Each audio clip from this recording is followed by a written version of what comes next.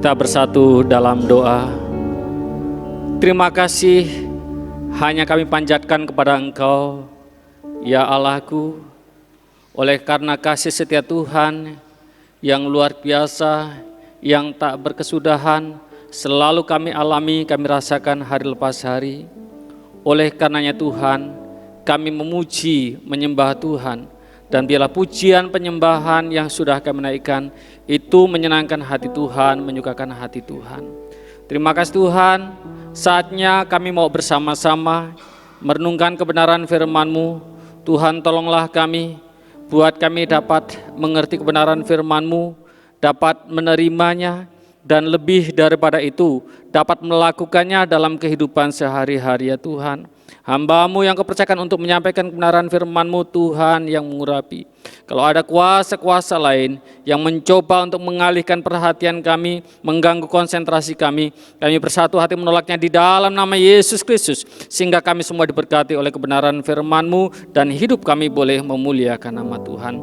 Terima kasih Tuhan, kami siap untuk bersama-sama menikmati kebenaran firman-Mu. Di dalam nama Tuhan Yesus kami berdoa, haleluya, amin. Silakan duduk. Shalom. Shalom. Ya, Bapak, Ibu, dan saudara Tuhan, adakah di antara kita yang tahu apa itu P4? Anak-anak sekarang harusnya tahu apa P4. Atau orang yang seusia saya atau lebih tua dari saya harusnya tahu P4.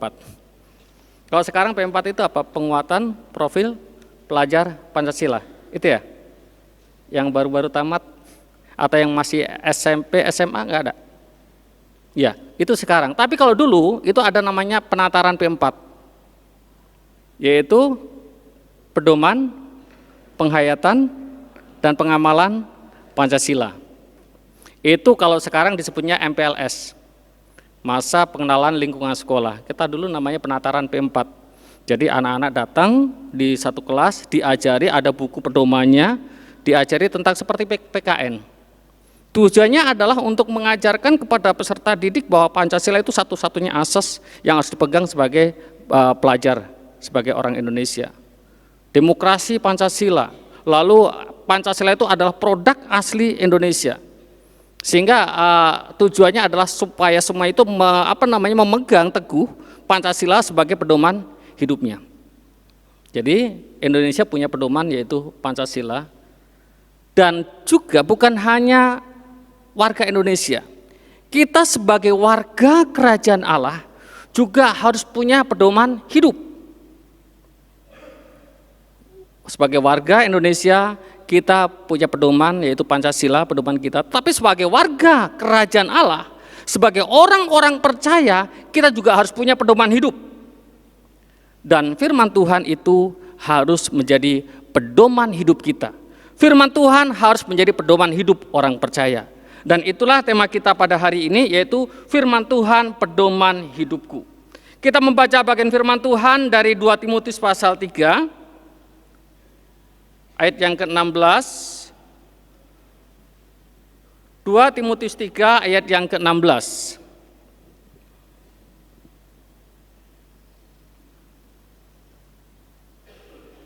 Sudah mendapatkan semuanya? Ya. 2 Timotius 3 ayat 16, kita baca bersama-sama, hanya satu ayat saja. Kita baca bersama-sama, 1, 2, iya. Segala tulisan yang diilhamkan Allah memang bermanfaat untuk mengajar, untuk menyatakan kesalahan, untuk memperbaiki kelakuan, dan untuk mendidik orang dalam kebenaran. Jadi segala tulisan yang diilhamkan Allah memang bermanfaat untuk mengajar, untuk menyatakan kesalahan, untuk memperbaiki kelakuan, dan untuk mendidik orang dalam kebenaran. Itu dalam bahasa Indonesia sehari-hari, Alkitab yang sudah kita pegang. Lalu, jadi artinya bahwa firman Tuhan ini mempunyai manfaat yang luar biasa dan harus kita jadikan pedoman hidup kita. Seluruh kitab suci ditulis sesuai dengan perkataan Allah. Dalam bahasa Indonesia sehari-hari dikatakan segala tulisan yang diilhamkan Allah, dan dalam terjemahan sederhana Indonesia dikatakan seluruh kitab suci ditulis sesuai dengan perkataan Allah sendiri. Jadi seluruh kitab suci ditulis sesuai dengan perkataan Allah sendiri. Itu sebabnya bahwa di dalam Alkitab tidak terjadi kesalahan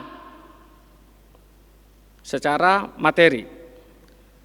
Jadi seluruh isi Alkitab itu ditulis sesuai dengan perkataan Allah. Artinya apa? Firman Allah itu mengandung otoritas. Firman Allah mengandung otoritas karena yang menulis adalah ditulis sesuai dengan perkataan Allah. Itu perkataan Allah sendiri mengandung otoritas. Saya gambarkan begini. Dalam dunia kerja, ketika melakukan satu pekerjaan, lalu sesama teman karyawan, dia bilang ke si A, bilang ke si B, sama-sama karyawan, kamu kerjakan yang itu dong, gitu. Dia si A bilang ke si B, kamu kerjakan yang itu dong. Biasanya si B bilang, emang kamu siapa? Kita ini sama-sama karyawan, kok nyuruh-nyuruh saya, kan itu kan dia. Karena sama-sama karyawan. Tapi ketika yang nyuruh itu anak baru ini bilang begini, kata bos, kamu suruh kerjakan yang itu. Kira-kira nurut enggak? Kata bos, kamu suruh kerjakan yang itu. Biasanya nurut, karena apa? Ada kata bos. Kata pimpinan, itu mengandung satu otoritas, mengandung satu kekuatan. Jadi walaupun anak baru yang menyuruh, dia ikut karena perkataan dari pimpinan. Perintah langsung dari pimpinan. Nah, Alkitab mengandung otoritas karena itu adalah perkataan Allah, sehingga patut kita jadikan sebagai pedoman hidup. Harus kita jadikan pedoman hidup karena itu adalah perkataan Allah sendiri. Yang menyampaikan adalah Allah, Raja di atas segala raja, penguasa alam semesta ini. Jadi artinya apa? Apa yang dikatakan Alkitab, yang diperintahkan Alkitab ini tidak bisa kita pandang rendah, tidak bisa kita remehkan. Ah, biarin aja. Nggak bisa. Kenapa? Karena ini adalah perkataan Allah. Nggak bisa kita remehkan. Perintah dalam Alkitab nggak bisa kita remehkan. Ini harus kita lakukan. Kepada perintah pimpinan kita saja kita taat. Waduh, harus taat dong. Kalau nggak taat ya bisa dapat SP1. Disuruh pimpinan nggak dilakukan. Suruh mengerjakan ini nggak dilakukan. Dilarang melakukan ini kita lakukan. Itu bahaya. Nah, perintah pimpinan saja kita taati. Apalagi perintah Allah. Kepada pimpinan kita yang di dunia saja kita taat, bagaimana mungkin kita tidak taat kepada perintah Allah yang lebih berkuasa daripada pimpinan kita di dunia ini? Jangan terbalik, lebih takut kepada pimpinan di dunia daripada kepada Allah, tidak boleh. Kita harus lebih takut kepada Allah, karena Allah yang punya alam semesta ini. Kita harus taat kepada firman Allah, karena firman Allah adalah pedoman hidup kita yang ditulis melalui perkataan Allah sendiri. Tetapi percayalah Bapak Ibu Saudara, kalau kita taat kepada Allah, menjadikan firman Allah sebagai pedoman hidup kita, maka kita akan taat juga kepada pimpinan kita. Amin. Kalau kita taat kepada Allah, akan firman Allah, maka kita taat juga kepada pimpinan kita. Karena firman Allah mengajarkan di dalam Efesus pasal 6 ayat 5-9 dikatakan, hai hamba-hamba, taatilah Tuhanmu sebagaimana kamu taat kepada Kristus. Jadi kalau kita benar-benar taat kepada Allah, menjadikan firman Allah sebagai pedoman hidup kita, maka kita pun akan taat kepada pimpinan kita, karena firman Allah mengajarkan kita pun untuk taat kepada pimpinan kita. Jadi sekali lagi saya tegaskan, firman Allah ini adalah perkataan Allah sendiri. Jadi mempunyai otoritas yang tidak bisa kita pandang remeh. yang gak bisa kita abaikan. Harus kita lakukan dengan taat dan dengan setia. Kecuali kita memandangnya hanya tulisan biasa saja, kita menganggapnya Alkitab ini sebagai buku biasa saja, bukan sebagai firman Allah, maka itu biasanya diabaikan. Tetapi kalau ketika kita melihatnya ini sebagai perintah dari Allah yang ditulis melalui perkataan Allah sendiri, maka seharusnya ada kesadaran di dalam diri kita untuk mentaatinya.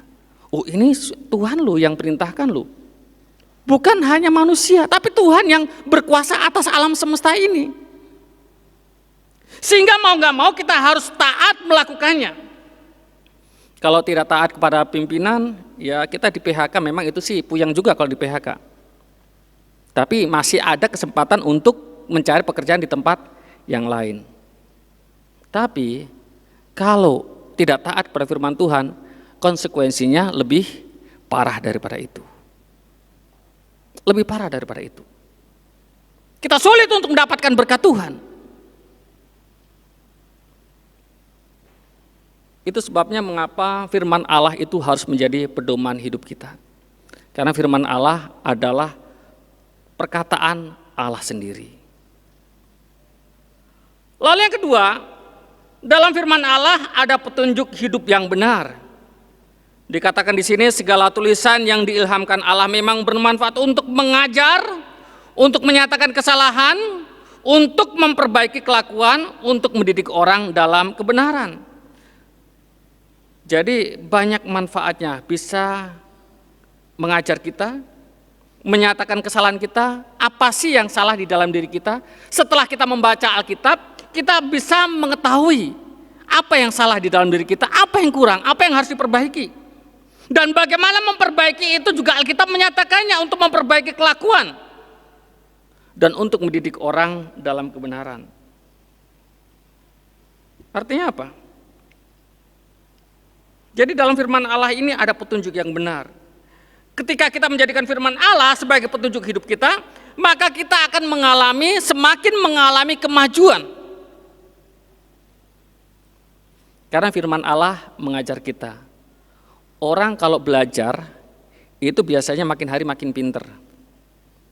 Orang kalau diajar, makin hari makin pinter. Dari kelas 1 SD, lalu kelas 2, kelas 3, yang tadinya belum bisa baca tulis, hitung-hitungan pun belum bisa, tapi lama-lama bisa perhitungan, perkalian, pembagian, bahkan yang sulit-sulit pun bisa dikerjakan. Mengalami kemajuan karena diajar. Demikian juga kalau kita menjadikan firman Allah sebagai petunjuk hidup kita, maka kita akan diajar oleh kebenaran firman Allah dan kita akan mengalami suatu kemajuan. Bapak Ibu pernah menggunakan aplikasi Google Map? Pernah dibawa muter-muter? Yang senyum-senyum pasti pernah itu diajak muter-muter. Termasuk saya orangnya. Ke situ lagi, ke situ lagi. Karena aplikasinya error. Di sebelah kiri jurang kita diajak belok kiri. Kan itu. Setelah kita belok kanan, ternyata salah juga. Akhirnya apa? Kita memutuskan udah nggak usah ikut map. Mapnya error. Udah jalan aja. Jalan aja ternyata nyasar juga. Karena nggak tahu jalan. Akhirnya nyasar juga. Tanya orang pun, Pak maaf. Jalan ke arah sana mana ya? Aduh maaf, saya nggak tahu, saya orang baru di sini. Sama saja. Kadang-kadang seperti itu, sulit. Tetapi firman Allah adalah petunjuk yang benar, memberikan petunjuk pada kita yang tepat, apa yang harus kita lakukan, apa yang harus kita kerjakan. Sehingga kita tidak berjalan di jalan yang salah. Karena itu firman Tuhan harus menjadi pedoman bagi hidup kita. Ketika kita punya masalah, menghadapi masalah, jangan tanya kepada orang pinter. Dalam tanda kutip ya, orang pinter itu maksudnya ya seperti paranormal. Mereka sebut-sebut sebagai orang pinter. Nanti kita akan dibawa nyasar, itu udah pasti. Tanyalah kepada saudara seiman yang mengerti firman Tuhan. Atau tanya kepada hamba Tuhan yang lebih tepat lagi. Atau baca Alkitab. Ini akan memberikan petunjuk yang tepat bagi kita untuk menjalani hidup ini, sehingga kita mengalami semakin hari semakin mengalami kemajuan iman. Jadikan firman Tuhan sebagai pedoman hidup kita sehingga kita tidak melakukan kesalahan di dalam langkah. Jangan hanya berpedoman pada pikiran kita sendiri. Jangan hanya berpedoman pada pengalaman saja, tetapi berpedoman pada firman Allah. Hanya masalahnya, kadangkala kita sudah tahu bahwa firman Allah menyatakan tidak boleh, tapi kita tetap lakukan. Benar? Kadangkala ya, bukan sering ya. Kalau sering itu keterlaluan. Kadangkala firman Tuhan bilang jangan, tapi kita tetap lakukan. Artinya apa? Tidak kembali kepada pedoman. Tidak pada pedoman firman Allah. Kalau ikuti pedoman, firman Tuhan katakan jangan, ya berarti kita tidak lakukan. Kalau itu ikuti pedoman. Kalau firman Allah katakan jangan kita lakukan, berarti tidak ikut pedoman. Firman Allah tidak kita jadikan sebagai pedoman hidup kita. Atau kita mengabaikan pedoman itu. Nah, ini berbahaya. Kalau kita mengabaikan pedoman, bisa terjadi kesalahan. Seperti petugas, baik itu kepolisian atau kedokteran, atau dokter, polisi, dokter, itu kalau melakukan tugas, itu harus ada SOP-nya. Standar operasional penyelenggara ya. Jadi harus ada SOP-nya. Kalau tidak ada SOP-nya tidak ikuti SOP itu melakukan kesalahan. Ini tidak sesuai dengan prosedur. Prosedurnya harusnya tidak seperti ini. Pedomannya apa? Acuannya apa? Melakukan ini. Jadi kita sebagai orang percaya pun harus menjadikan Alkitab, firman Allah sebagai pedoman hidup kita sehingga tidak salah dalam langkah. Karena firman Allah adalah petunjuk yang benar, petunjuk yang tepat, yang mengajari kita bagaimana kita harus melakukan, yang menyatakan kesalahan yang ada di dalam diri kita, yang mendidik kita, yang mengajar kita, memperbaiki kelakuan kita. Tanpa itu, maka kita tidak akan mengalami kemajuan iman. Tanpa itu, maka kita akan muter-muter saja di situ. Dan tanpa itu, kita akan melakukan berbagai-bagai kesalahan, melakukan kesalahan secara berulang-ulang. Jadi, jadikan firman Allah sebagai pedoman hidup kita. Karena itu adalah petunjuk yang benar bagi kita untuk menjalani hidup ini. Dan yang terakhir, yang ketiga, menjadikan firman Tuhan sebagai pedoman akan membuat kita diberkati.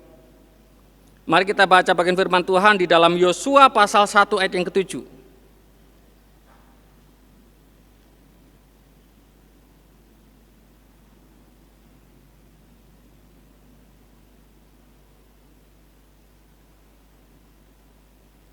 Yosua pasal 1 ayat ke-7 begini bunyi firman Tuhan, hanya kuatkan dan teguhkanlah hatimu dengan sungguh-sungguh, bertindaklah hati-hati sesuai dengan seluruh hukum yang telah diperintahkan kepadamu oleh hambaku Musa.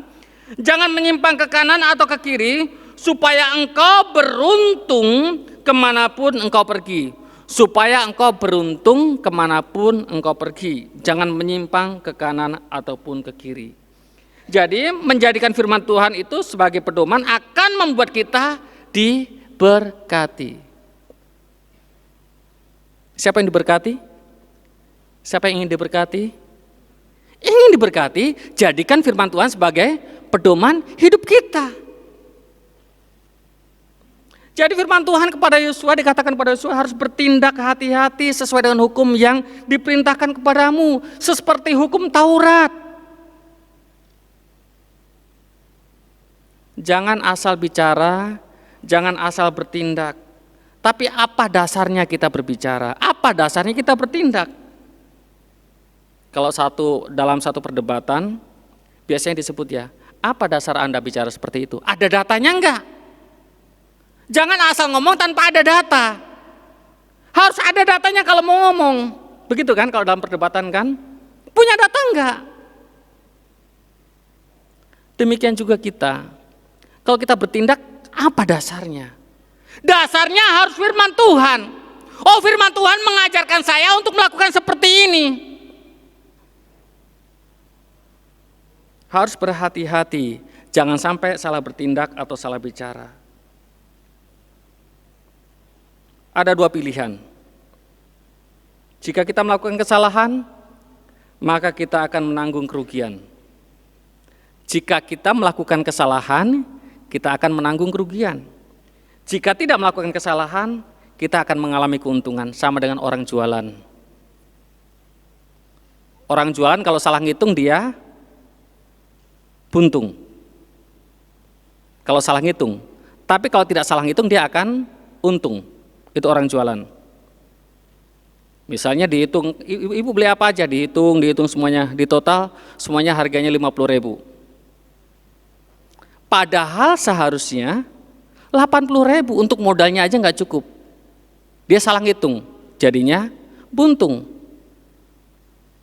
Tapi kalau dihitung dengan benar, dia mendapat keuntungan. Melakukan kesalahan akan menerima kerugian. Melakukan kebenaran akan menerima keuntungan. Itu juga yang dikatakan Tuhan kepada Yosua. Jangan menyimpang ke kanan atau ke kiri, tapi lakukanlah sesuai dengan hukum yang diperintahkan kepadamu. Bertindaklah dengan hati-hati. Dan inilah janji Tuhan kepada Yosua di ayat yang ketiga dan keempat. Setiap tempat yang akan diinjak oleh telapak kakimu, kuberikan kepadamu seperti yang telah kujanjikan kepada Musa. Itu keuntungan yang akan diterima oleh Yosua ketika dia menjadikan firman Allah sebagai pedoman hidupnya. Tidak menyimpang ke kanan atau ke kiri. Setiap tempat yang diinjak oleh telapak kakimu kuberikan kepada kamu. Memang sekarang nggak bisa seperti itu. Kita nginjak ini jadi tanah kita, milik kita, nggak bisa. Seperti itu repot urusannya. Tapi inilah pada waktu itu janji Tuhan kepada Yosua. Setiap tanah yang engkau injak itu akan menjadi kepunyaanmu. Dan padang gurun, di ayat yang keempat, dari padang gurun dan gunung Libanon yang sebelah sana itu sampai ke sungai besar, yakni sungai Efrat, seluruh tanah orang Het sampai ke laut besar di sebelah matahari terbenam, semuanya itu menjadi daerahmu, mempunyai daerah yang luas, diberkati Tuhan dengan luar biasa kalau Yosua berpegang pada ketetapan Tuhan, menjadikan firman Tuhan sebagai dasar hidupnya, sebagai pedoman hidupnya. Dan ayat yang kelima dikatakan, seorang pun tidak akan dapat bertahan menghadapi engkau seumur hidupmu. Seperti aku menyertai Musa, demikianlah aku menyertai engkau. Aku tidak akan membiarkan engkau dan tidak akan meninggalkan engkau. Janji ini pun berlaku bagi kita. Ketika kita menjadikan firman Tuhan sebagai pedoman hidup kita, maka Tuhan tidak akan membiarkan kita. Tuhan tidak akan meninggalkan kita. Dia akan memberkati kita. Karena Dia mengasihi kita. Karena itu Bapak Ibu dan saudara kasih Tuhan, mari kita menguatkan dan meneguhkan hati kita. Jangan kita menyimpang ke kanan atau ke kiri. Taati firman Tuhan dengan sungguh-sungguh. Jadikan itu sebagai pedoman hidup kita, agar kita menerima berkat-berkat yang Tuhan sudah janjikan pada kita. Jangan kalah dengan godaan-godaan yang terlihat sepertinya menyenangkan, tetapi hanya sesaat saja. Jangan kalah, tapi tetaplah teguh. Jadikan firman Tuhan sebagai pedoman hidup kita. Dan Tuhan akan senantiasa memberkati kita. Amin, kita berdoa. Tuhan Yesus, kami bersyukur untuk kebenaran firman-Mu yang mengingatkan kami pada pagi hari ini, agar setiap kami orang-orang percaya menjadikan firman Allah sebagai pedoman hidup kami ya Tuhan. Sehingga Tuhan Yesus, kami mempunyai petunjuk hidup yang benar. Kami hidup menurut kehendak Tuhan, karena firman Tuhan itu adalah perkataan Allah sendiri, mengandung otoritas. Karena dengan menjadikan firman Tuhan sebagai pedoman hidup kami, maka kami akan menerima berkat-berkat yang sudah Engkau janjikan atas kami ya Tuhan. Terima kasih Tuhan untuk kebenaran firman-Mu meteraikan dalam diri kami masing-masing. Di dalam nama Tuhan Yesus kami berdoa dan mengucap syukur. Haleluya. Amin.